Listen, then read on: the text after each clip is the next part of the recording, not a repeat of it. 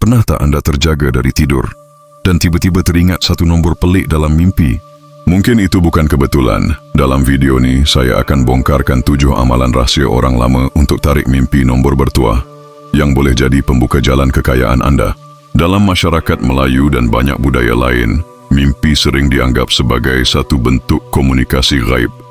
Sama ada petanda daripada alam roh, nasihat dari leluhur, atau bisikan ilham yang sukar dijelaskan secara logik. Di sebalik misteri mimpi, ada pula satu kepercayaan yang sangat menarik di mana kemungkinan untuk mendapat nombor bertuah atau nombor kena menerusi mimpi. Ramai kaki nombor percaya bahawa jika seseorang mengamalkan amalan-amalan tertentu, mereka boleh diberikan petunjuk dalam tidur mereka. Tetapi apakah benar ada cara untuk menarik mimpi nombor bertuah? Dan apakah amalan-amalan tersebut? Berikut adalah 7 amalan penting yang sering diamalkan oleh orang-orang lama dan pengikut spiritual yang percaya kepada kuasa mimpi. 1. Membersihkan diri sebelum tidur, mandi dan wuduk sunat.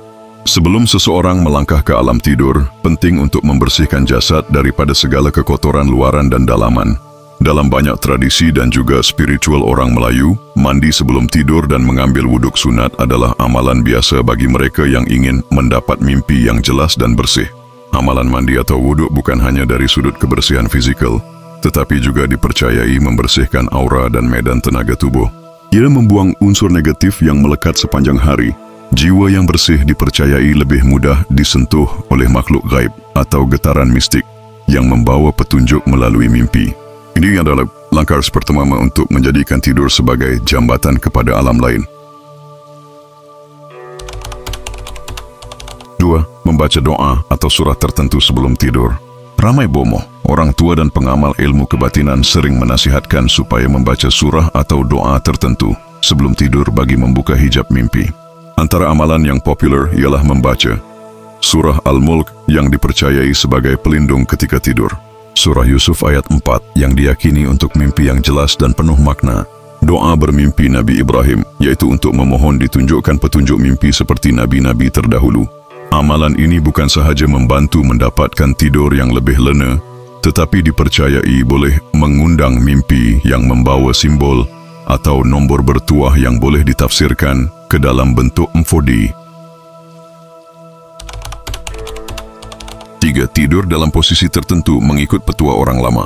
Petua orang lama menyebut bahawa cara tidur juga memainkan peranan penting dalam membuka gerbang mimpi petunjuk. Tidur secara mengiring ke kanan dengan niat yang betul dipercayai akan mempercepatkan seseorang dilawati mimpi bermakna. Ada juga yang percaya meletakkan bantal di kepala dan satu di kaki akan membantu membuka laluan roh untuk berjalan ke alam lain dalam tidur. Pengamal nombor ada yang tidur sambil menggenggam kertas doa atau azimat kecil di tangan kanan diyakini sebagai penarik mimpi nombor. 4. Menulis dan berniat sebelum tidur, teknik pemrograman minda. Amalan spiritual modern dan psikologi minda sedar kini mula menyedari kuasa niat dan penulisan sebelum tidur. Ramai percaya bahawa dengan menulis hasrat di kertas dan membaca niat kuat sebelum tidur, minda separa sedar akan bekerja sewaktu kita lena. Contohnya seseorang akan menulis, "Aku mahu mimpi nombor bertuah untuk esok," lalu dibaca sebanyak 7 kali sebelum tidur. Ini adalah sejenis teknik autosugesti yang mengaktifkan minda separa sedar untuk menerima message dalam bentuk mimpi. Ia juga dikatakan menarik getaran atau gelombang dari alam metafisik yang menyimpan jawapan kepada soalan kita.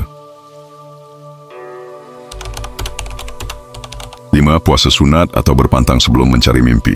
Salah satu cara paling berkesan untuk mendapatkan mimpi bertuah adalah dengan melatih diri melalui puasa sunat atau pantang tertentu. Amalan ini bukan semata-mata dari sudut keagamaan, tetapi ia juga membantu menjernihkan tubuh dan minda. Orang tua-tua Melayu dahulu, jika ingin dapat mimpi nombor, akan berpantang dari makan daging, makanan berdarah, dan juga hubungan intim beberapa hari sebelum tarikh penting, seperti hari keramat atau malam Jumaat. Kepercayaan ini menyebut roh yang lapar akan lebih mudah keluar dan melihat nombor dalam mimpi. 6. Berzikir atau bertapa sunyi senaman rohani sebelum tidur. Setengah orang percaya bahawa zikir yang diulang dengan penuh fokus boleh membangkitkan gerakan roh dan membuka deria ke-6 dalam mimpi. Contoh zikir yang populer ialah Ya Latif yang diulang sebanyak 129 kali sebelum tidur. Dalam kepercayaan spiritual, nama ini mampu membukakan kefahaman halus dan memudahkan petunjuk datang dalam mimpi. Ada juga yang mengamalkan senaman pernafasan dan duduk dalam gelap selama beberapa menit sebelum tidur untuk tenangkan jiwa. Suasana sunyi yang total menjadikan roh lebih peka dengan isyarat dari alam mimpi. 7. Membuat pemanggil mimpi seperti minyak wangi, kemenyan atau bunga. Dalam kepercayaan lama, mimpi yang membawa nombor biasanya hadir selepas seseorang membakar kemenyan, meletakkan bunga 7 jenis atau memakai minyak wangi tertentu sebelum tidur. Amalan ini dipercayai menarik perhatian makhluk gaib atau penjaga rezeki yang akan datang memberi petanda. Minyak seperti minyak 1000 bunga, minyak kasturi hitam atau minyak buatan bomoh sering digunakan. Ada pula yang meletakkan bunga melur, kenanga dan mawar dalam mangkuk air di bawah katil untuk menyejukkan tempat tidur agar lebih sesuai bagi roh untuk bermain di alam mimpi. Walaupun tidak ada bukti saintifik, tetapi ramai kaki nombor bersumpah bahawa selepas amalan ini, mereka mula bermimpi dengan jelas dan kadangkala mimpi nombor dengan sangat tepat. Kesimpulan, adakah semua ini sekadar kebetulan atau ilmu tersembunyi? Soalan utama yang sering timbul ialah, adakah semua ini betul atau sekadar mainan perasaan?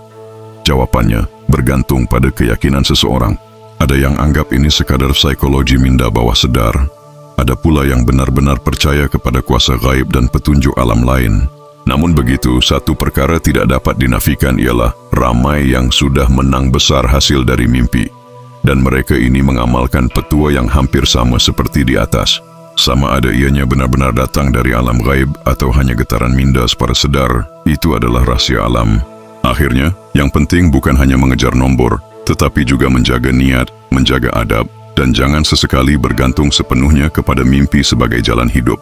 Mimpi adalah petunjuk, bukan jaminan. Tapi siapa tahu, malam ini mungkin malam rezeki Anda.